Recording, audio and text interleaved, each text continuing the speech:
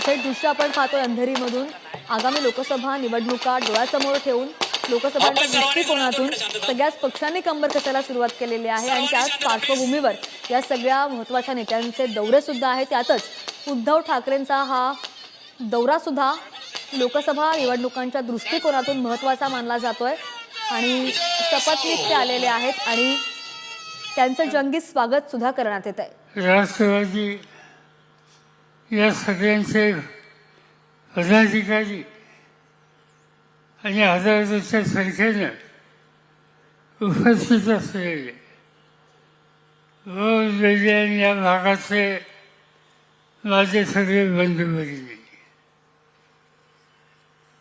निवडणुका जाहीर होती। माझ्या अंदाजानं उद्याच्या 14-15 तारखेच्या आसपास निवडणूक आयोग देशाच्या निवडणुकीचा कार्यक्रम आखेल।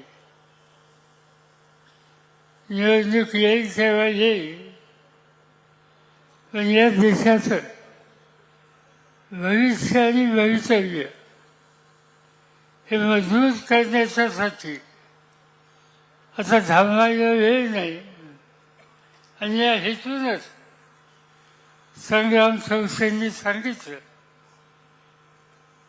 की आपण भोरपासून सुरू करूया आणि मला आनंद आहे की आज आपण या ठिकाणी हजारोच्या संख्येने उपस्थित आहात। ही निवडणूक तुम्हा सगळ्यांच्या दृष्टीनं एक अत्यंत महत्त्वाची निवडणूक आहे। स्वातंत्र्याच्या नंतर अनेकांनी देशाचं नेतृत्व केलं। जवाहरलाल नेहरू होते, लाल बहादूर शास्त्री होते, इंदिरा गांधी होते, मोरारजी देसाई होते, नरसिंहराव होते, अटल बिहारी वाजपेयी होते। अनेकांची नावं घेता येतील, मनमोहन सिंगांच्या सारख्या अनेक प्रधानमंत्र्यांची। पण या सगळ्या काळामध्ये देशाच्या भवितव्याची चिंता ही नागरिकांच्या मनामध्ये कधी झाली नाही। मशाल लावली त्या वॉर्डात मी आलेलो आहे आणि मला माझ्या समोर ही धगधगती मशाल दिसते। लढायला तर मी उतरलेलो आहे आणि माझी ताकद तुम्ही आहात। रमेश आपला कुटुंबीय होता आणि रमेशचं जे कुटुंब आहे, मग ऋतुजाताई आहेत, आम्ही आहे, या सर्व कुटुंबियांची जबाबदारी तुम्ही फार चांगल्या पद्धतीने काळजी घेऊन पार पाडत आहात। त्याच्याबद्दल मी तुम्हाला खास धन्यवाद द्यायला आलेलो आहे। आणि त्या निवडणुकीत मी काय प्रचाराला आलो नव्हतो। तुम्ही दाखवून दिलं की इतर गद्दार जरी विकले गेले तरी सच्चा कट्टर शिवसैनिक हा विकला जाऊ शकत नाही।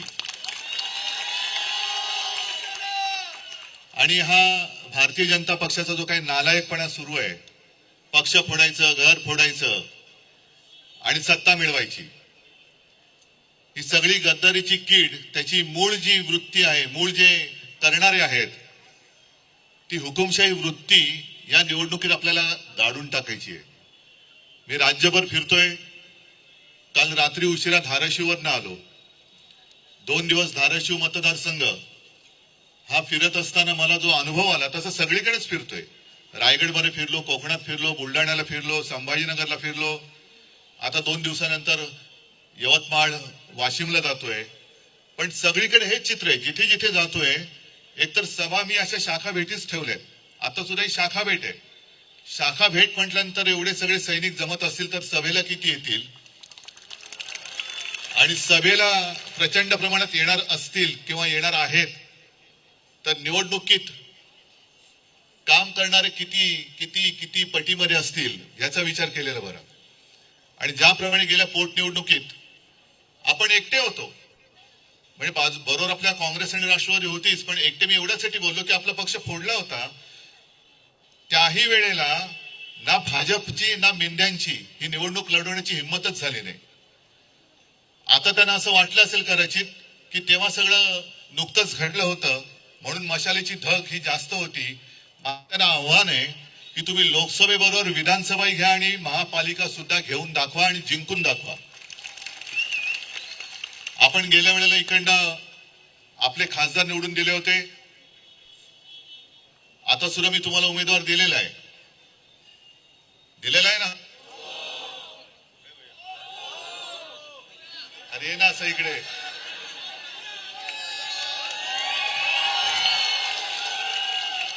एका निष्ठेने आणि जिद्दीने जिंकणारच या निष्ठेने अमोल लढतोय. अमोलच्या पाठीकडे सुद्धा चौकशीचा शुक्लकाष्ठ लावण्याचा प्रयत्न चालूच आहे.